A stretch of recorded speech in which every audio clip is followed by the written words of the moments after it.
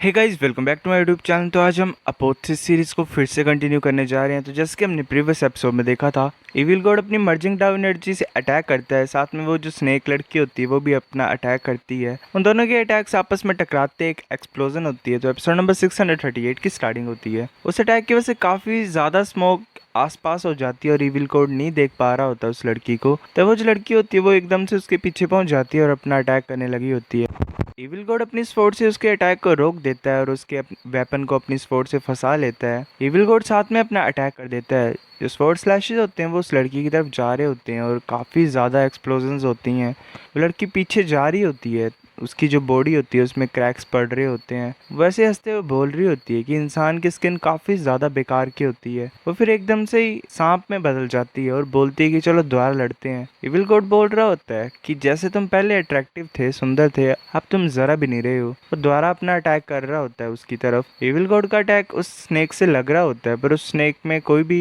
चोटें नहीं आती हैं। वो स्नेक हंसते हुए बोल रहा होता है कि इस थोड़ी बहुत डाउ एनर्जी को मर्ज करने से तुम क्या सोच रहे हो, मुझे चोट पहुंचा सकते हो बेवकूफ इंसान। जामू बोल रहा होता है कि ये जो डीमन सरपेंट है इसने काफी ज्यादा वरना स्काई पैलेस की फोर्सेस को झेला था। काफी ज्यादा लगी थी तो ही ये सांप भागा था उनसे। इविल गॉड सोच रहा होता है कि इसके स्किल्स काफी ज्यादा टफ हैं, मैं कहाँ पे स्ट्राइक कर सकता हूँ। फिर वो सांप की तरफ देख के सोच रहा होता है हाँ, आंखों की तरफ मैं अटैक कर सकता हूँ। तब वो ऐसे उड़ता हुआ और सोच रहा होता है कि बिल्कुल सही अपॉर्चुनिटी है।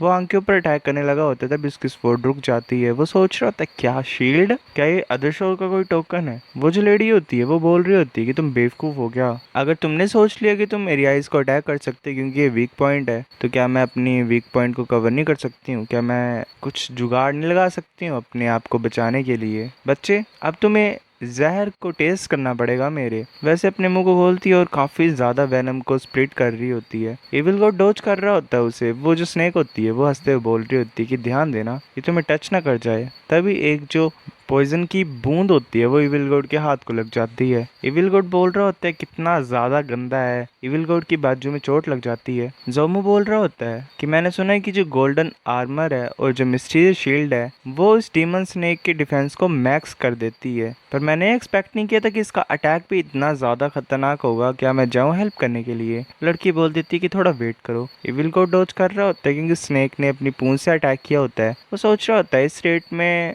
मैं तो थक जाऊंगा, मेरे अटैक्स तो इसकी बॉडी को कोई चोट ही नहीं पहुंचा पा रहे हैं। वो सोच रहा होता है रुको एक मिनट, मैंने इसके बारे में पहले क्यों नहीं सोचा। इविल गॉड बोलता है कि तुम सिर्फ थोड़े बहुत वेनम को ही निकाल सकते हो, इससे तो क्या ही होगा, मेरी बॉडी पे सिर्फ स्क्रैच ही आ रहे हैं। डीमन स्नेक बोल रही होती है तुम ये सोच रहे हो कि तुम धीरे धीरे मर रहे हो, ठीक है जल्दी मारती हूँ मैं तुम्हें अपने जहर से नहला दूंगी और डुबा दूंगी तुम्हें उसमें ही। वो काफी ज्यादा वेनम को स्प्लिट कर रही होती है। तब इविल गॉड सोच रहा होता है कि वेल फंस गए मेरे चारे में। वो जल्दी जल्दी से मूव करके सांप की तरफ आ रहा होता है। वो बिल्कुल ही उसके सामने पहुंच जाता है और अपने स्लैशेस को सांप के अंदर कर देता है। इविल गॉड के जो स्लैशेस होते हैं वो उस सांप की बॉडी के अंदर फूट रहे होते हैं। वो जो स्नेक होता है वो वहीं पे खत्म हो जाता है और नीचे गिर जाता है। इविल गॉड बोल रहा था कितने ज्यादा बेवकूफ थी ये। तभी जो लड़की होती है वहाँ पे आ जाती है और बोलती है काफी ज्यादा अच्छा तुमने यहाँ पे दिखाया है मुझे, मतलब तुम्हारी लड़ाई अच्छी थी, तुमने ट्रायल को पास कर लिया है। वो स्नेक की बॉडी को अपने ब्रेसलेट के अंदर स्टोर कर लेती है। वो एक कार्ड टाइप को निकाल के बोल रही होती है कि ये तुम्हारी टिकट है। 1 साल हो गया क्योटिक सोर्स ग्रेट वर्ल्ड को ओपन हुए अब दोबारा बारी है। और ऊपर से जो ये पगोडा है उसने ईवी लोरा को एब्जॉर्ब कर लिया ब्लैक माउंटेन गिल्ड का पास्ट के 3 दिनों में, तो ये यूजफुल होगा तुम्हारे लिए, है ना? इविल गॉड बोल रहा होता है कि तुमने सही सोचा है, शुक्रिया। वो उस चीज को अपने पास रख लेता है और उसे तोड़ देता है। वो एनर्जी को अब्जॉर्ब कर रहा होता है। जो लड़की होती है वो सोच रही होती है कि कोई भी रेजिस्टेंस नहीं है, ये आसानी से अब्जॉर्ब कर पा रहा है इस एनर्जी को। जो लड़की होती है वो पूछती है कि इविल गॉड तुम कहाँ से हो? इविल गॉड बोल रहा होता है चलो मैं तुम्हें कुछ बताता हूँ, मैं एक इंटरनल वर्ल्ड से आया हूँ और जो वर्ल्ड का क्रिएटर है वो लूजेंग है, उसने मुझे रिलीज कर दिया है। लड़की सोच रही होती है कि वेल मैंने सस्पेक्ट सही किया था कि ये इंसान मदर वर्ल्ड का नहीं है। जोमो बोल रहा होता है लूजेंग, मैंने तो उसके बारे में कभी सुना ही नहीं, शायद ये हो सकता है कि वो किसी ह्यूमन फैक्शन का पार्ट हो। इविल गॉड पूछ रहा होता है कि तुम कहाँ से हो? वो लड़की बोल रही होती है कि तुम्हारे काम की चीज नहीं है कि मैं कहाँ से हूँ और कहाँ से नहीं हूँ। इविल गॉड बोल रहा होता है ठीक है, मुझे फर्क भी नहीं पड़ता है। वो जाते हुए बोल रही होती है कि चलो चलते हैं, तुम्हें अपने अदर शोर को इम्प्रूव करते रहना है, मैं तुम्हें मैं बाद में फाइंड करूंगी, और जब मैं एक तरीके से डेमन सरपेंट को रिफाइन कर लूंगी पूरे तरीके से, इविल गॉड टिकट की तरफ देख रहा होता है और सोच रहा होता है कि एक और चीज हमें को करने के लिए। फिर हमें 3 दिन बाद 33 केव हेवन का सीन दिखाया था। जाओगांग वहां पे बैठा होता है। जाओगांग बोलते तुम आ गए हो वापिस। इविल गॉड उसके पास टिकट दे देता है और बोलता है कि मेरे को 2 टिकट्स मिल गई हैं क्योटिक सोर्स ग्रेट वर्ल्ड की, एक तुम्हारे लिए है। जाओगांग बोल रहा होता है मेरे लिए? मेरी तरह इंसान भी क्योटिक सोर्स वर्ल्ड में जा सकता है? इविल गॉड बोल रहा होता है क्योंकि तुम लकी हो, क्योंकि तुम मेरे साथ हो, इसे एज अ रिवॉर्ड रख लो यांग साउल लो के लिए। जाओगांग बोल रहा होता है वाह शुक्रिया। हमें ब्लैक शिप का सीन दिखाया जाता है। जोमू बोल रहा होता है क्या तुम ये सस्पेक्ट कर रहे हो कि जो इविल गॉड है वो दूसरे की तरह है? क्या वो भी इविल की एक तरीके से रूप है, और जो वर्ल्ड में एनर्जी थी उसका ही एक वो है, मतलब जो बुरी चीजों का एक फिजिकल फॉर्म जो बनती है वो है इविल गॉड। वो लड़की बोल रही होती है कि जिस तरीके का इविल ओरा उसके पास, एक ऑर्डिनरी इंसान पागल हो जाता जब उसने वो अब्जॉर्ब किया होता, तो मतलब वो जो एनर्जी इविल गॉड ने अब्जॉर्ब की होती है। लड़की जा रही होती है, वो जोमो पूछ रहा तुम कहाँ पे जा रहे हो? वो बोल रही होती है कि मैं सरपेंट को रिफाइन करने के लिए जा रही हूँ। जोमो सोच रहा होता है किस्मत की बात है ना, एक एनकाउंटर काफी नहीं था, ये दूसरे को ढूंढ रही है। अब अगर इंटरनल वर्ल्ड इस तरीके के जीनियस को प्रोड्यूस कर सकता है इविल गॉड की तरह, तो ये जो लूजेंग है ये भी काफी खतरनाक होगा। मुझे इसका पता लगाना पड़ेगा।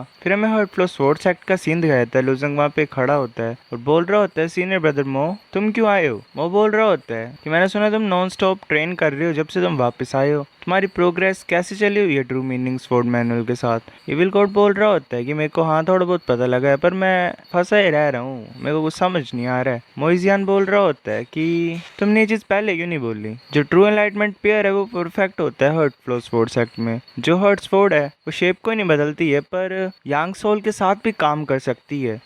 लुजेंग बोल रहा होता है हर्ट्सफोर्ड। मोइजियान बोलता है कि हाँ चलो मैं तुम्हें दिखाता हूँ। वैसे अपनी एनर्जी को रिलीज करता है और इसकी जो एनर्जी होती है वो स्वॉर्ड के रूप में बदल रही होती है। लुजेंग सोच रहा होता है कि इतने ज्यादा खतरनाक किलिंग इंटेंट। मोइजियान जल्दी से एक ट्री की तरफ जा रहा होता है। लुजेंग सोच रहा होता है कि इसने अपनी बॉडी को एक स्वॉर्ड में कन्वर्ट कर लिया, तो जैसे पेड़ से टकराता है जो पेड़ होता है वो ऐसे फट जाता है। मोइजियान वापस लुजेंग के पास आके बोल रहा होता है कि मैंने माइंड एज अ स्वॉर्ड को ट्रू एनलाइटमेंट चैप्टर के साथ मिक्स कर दिया और उसको फिर हर्ट स्लॉटरिंग स्वॉर्ड के साथ मिक्स कर दिया। यही है हर्ट फ्लो स्वॉर्ड मैनुअल। मेरा खुद का अपग्रेडेड वर्जन है ये हर्ट स्वॉर्ड का। कैसा लगा तुम्हें? अच्छा है ना? लुजंग बोल रहा होता है हाँ काफी अच्छा है, पहले एक्सपेक्ट कर सकता हूँ मैं तुमसे। मोइजियान हंसते हुए बोल रहा होता है कि मैं इस चीज को अदर शोर को डोमिनेट करने के लिए यूज कर रहा हूँ काफी सारा टाइम से। लुजंग बोल रहा होता है तो तुम चाहते हो कि मैं जल्दी से डिसाइफर करूँ इसे? जो लुजंग ने संस्कृत को चेंज किया था उसकी वजह से मोइजियान ने भी ये टेक्निक लर्न की होती है, तो ये एक तरीके से चाहता है कि लुजंग और ज्यादा डिसाइफर करे और मोइजियान की स्किल और स्ट्रॉन्ग हो जाए। मोइजियान बोल रहा होता है कि हाँ मेरी हेल्प करो, मैं तुम्हारी ट्रू एनलाइटमेंट का इंतजार करूंगा, पर जो हर्ट्सफोर्ड की बात है वो मैं तुम्हारे साथ शेयर कर सकता हूँ अभी। फिर हमें आधे दिन बाद का सीन दिखाया जाता है first floor hurt floor tower का। लुजंग वहाँ पे बैठा होता है, सोच रहा होता है कि मोइजियान ने बोला है कि हर्ट्सफोर्ड को कल्टीवेट करना हर्ट फ्लो टावर में उससे डबल रिजल्ट मिलता है आधे एफर्ट से। उसकी हेल्प से मैं इस टाइम नहीं फंसूंगा। वो अपनी ट्रू मीनिंग स्वॉर्ड मैनुअल को निकालता है और सोच रहा होता है कि मैं ये होप करता हूँ कि हर्ट स्वॉर्ड को मैं एक ही टाइम पे मास्टर कर लूँ। फिर हमें एक दिन बाद का सीन दिखाया जाता है। लुजेंग खड़ा हो जाता है और बोलते कि ऑलमोस्ट हो ही गया है। वो माइंड एज अ स्वॉर्ड मतलब वही नॉर्मल टेक्निक को यूज करता है और स्वॉर्ड में कन्वर्ट हो जाता है। आगे से फायर बॉल्स आ रहे होते हैं। लुजेंग हर्ट स्वॉर्ड को यूज करता है, अपने हाथ में एक स्वॉर्ड को क्रिएट कर लेता है और उन फायर बॉल्स को खत्म करने के लिए आगे की तरफ जा रहा होता है। सो गाइस ये एपिसोड इतना था, हाँ थोड़ा सा छोटा है। अब नेक्स्ट आते हैं तो मैं कवर करता हूँ, नहीं तब तक आप इस पे 1000 लाइक्स कर दो कंप्लीट। बाकी आते हैं एपिसोड तो जितना ज़्यादा जल्दी हो सके उतना ज़्यादा जल्दी मैं कवर करने की कोशिश करूँगा। तब तक के लिए बाय बाय।